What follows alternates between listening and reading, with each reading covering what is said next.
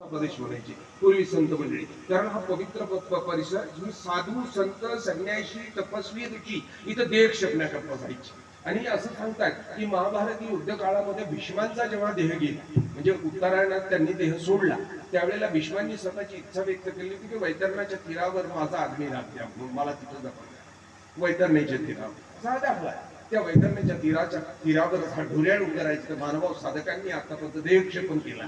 तिथं पैजा लावल्या मरणाच्या देवाच्या दर्शनाला कोण पहिलं होईल अशा पैजा 700-800 वर्षापूर्वीचा इतिहास त्या ढोऱ्या डोंगराच्या खुशीमध्ये बसलेला आहे. झाडाखाली आमची साधक आहे.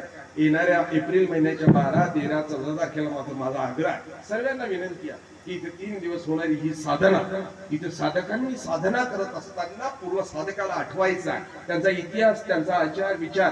ती माती आपल्या कपाळाला लावली, संत चरण रज लागता सहज वासनेचे बीज जळून जाय, ती माती कपाळाला लावून